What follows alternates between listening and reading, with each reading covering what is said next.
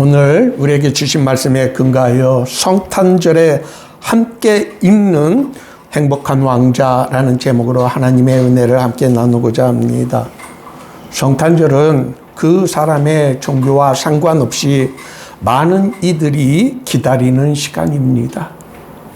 거리를 밝히는 크리스마스 트리와 전등은 모든 이들에게 아름다움과 마음의 따스함을 전해줍니다.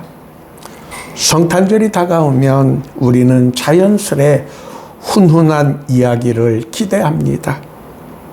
저 역시 성탄절이면 늘 떠오르는 이야기들이 있습니다. 찰스 디킨스의 크리스마스 캐롤, 오우 헨리의 크리스마스 선물, 그리고 오스카 와일드의 행복한 왕자입니다. 오늘은 그 중에서도 행복한 왕자 이야기를 함께 나누고자 합니다. 저는 어린 시절의 그 감동을 할아버지가 된 지금도 여전히 받습니다.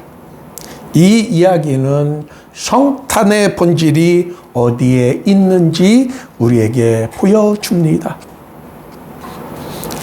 아주 오래전 한 도시에 눈부시게 아름다운 동상이 하나 서 있었습니다. 사람들은 그 동상을 행복한 왕자라고 불렀습니다.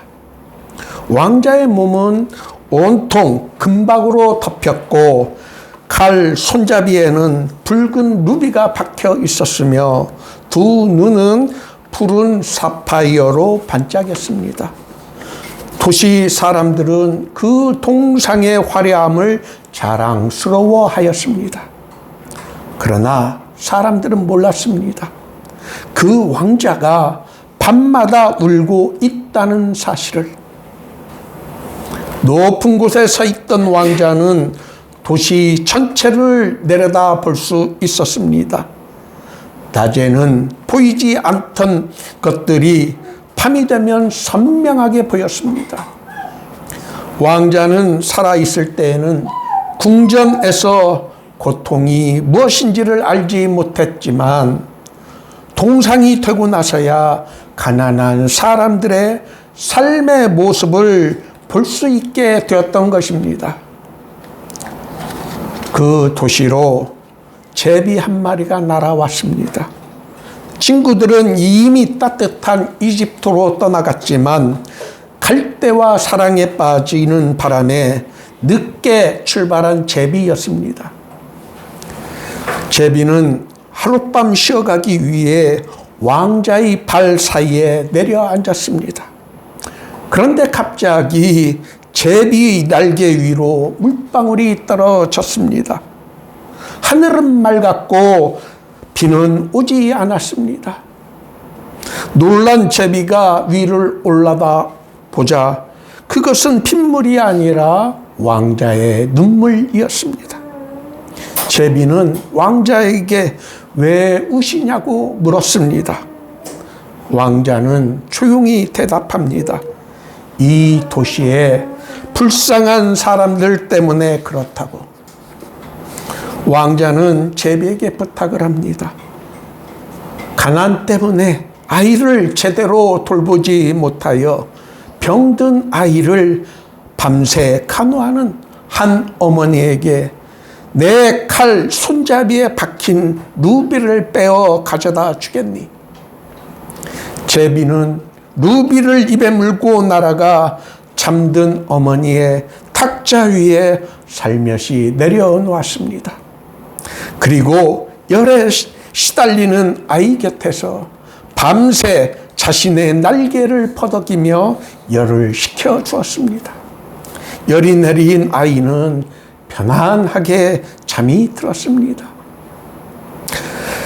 다음 날 제비는 떠나려 합니다. 그러자 왕자는 다시 말합니다. 하룻밤만 더 머물러 줄 수 있겠니?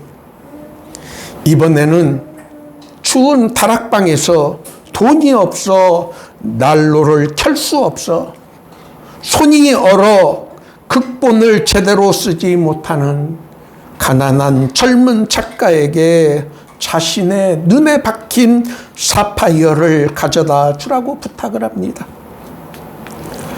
제비는 왕자의 눈을 뽑는 일이 마음에 아팠지만 결국 사파이어를 빼서 그에게 전해줍니다. 사파이어를 팔아 난로를 켤 수 있게 된 그 젊은 작가는 극본을 완성하여 다시 희망을 갖게 되었습니다. 다음 날 왕자는 또 부탁을 합니다. 팔아야 할 성냥을 물에 빠뜨려 광장 구석에서 울고 있는 소녀에게 남은 눈의 사파이어를 전해달라고. 제비는 마지막 사파이어를 소녀의 손에 떨어뜨려 줍니다. 사파이어를 받은 소녀는 환하게 웃으며 집으로 돌아갈 수 있게 되었습니다. 이제 왕자는 두 눈이 멀어 아무것도 볼 수 없게 되었습니다. 추위가 깊어지고 겨울이 찾아왔지만 제비는 왕자의 어깨 위에 앉아 도시에서 본 가난한 사람들의 이야기를 들려주었습니다. 왕자는 제비에게 자신의 몸을 덮고 있는 금박지를 조금씩 떼어 가난한 이들에게 나누어 달라고 부탁을 합니다. 금박지가 몸에서 떨어질수록 왕자의 모습은 초라해졌지만 가난한 많은 사람들의 얼굴에는 웃음이 피어났습니다. 추위에 지친 제비는 왕자의 손에 마지막으로 입맞춤을 하고 쓰러집니다. 그 순간 나무로 된 왕자의 심장도 쩍 하고 두 조각으로 갈라집니다. 사람들은 이젠 더 이상 아름답지 않은 왕자 통상을 흉물이라고 부르며 끌어내 용광로에 녹였지만 나무로 된 심장은 쓰레기 더미 위로 던졌습니다. 하나님께서는 천사들에게 이 세상에서 귀중한 것 둘을 가져오라고 말씀하셨습니다. 천사들은 쓰레기 더미 속에 버려진 왕자의 심장과 죽은 제비를 하나님께로 가져갔습니다.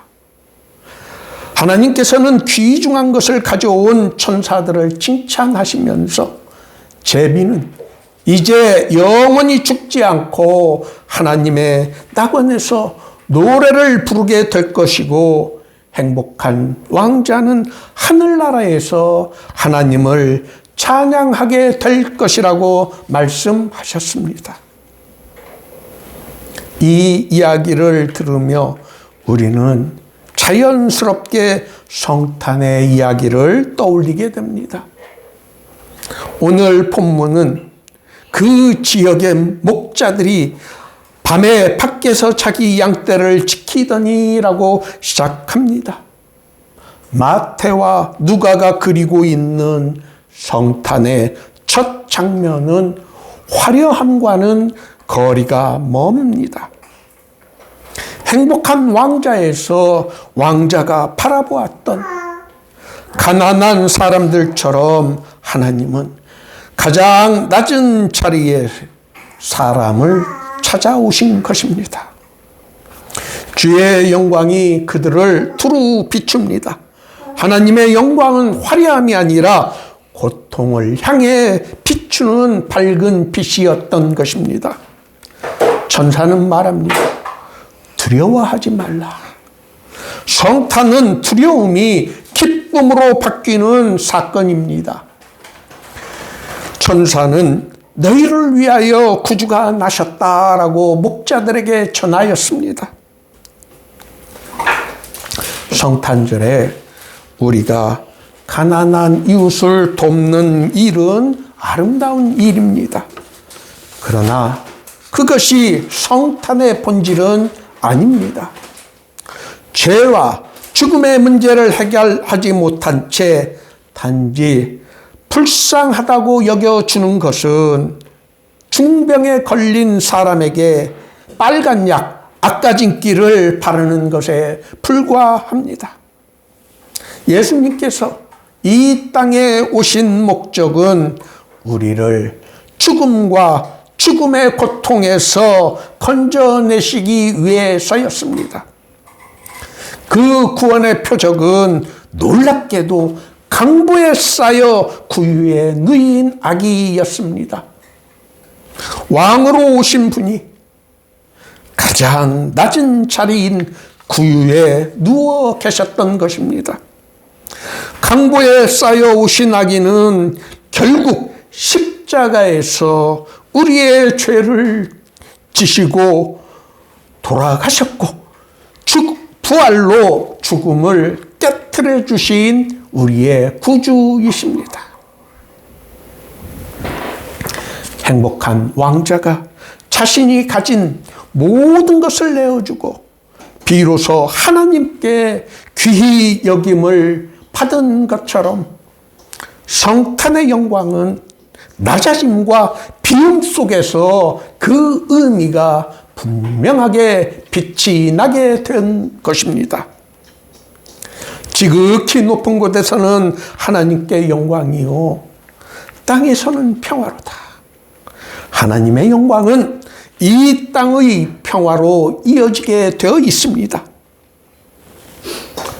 우리가 받은 구원의 확신은 도움을 필요로 하는 가난한 이웃들을 외면하지 않는 것에서 나타나게 되어 있습니다.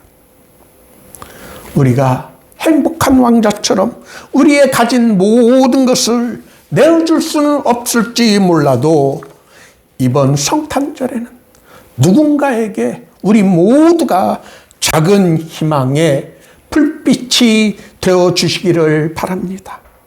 그때 비로소 성탄의 기쁨이 우리 안에서 넘치게 됩니다. 오늘 모두의 교회 예배에 참석하신 여러분 모두가 성탄의 참된 의미를 깨닫고 구원의 기쁨과 감격을 가난한 이들과 함께 나눔으로 우리 주님께서 주시는 참된 기쁨과 평화를 누리실 수 있기를 예수님의 이름으로 축원합니다.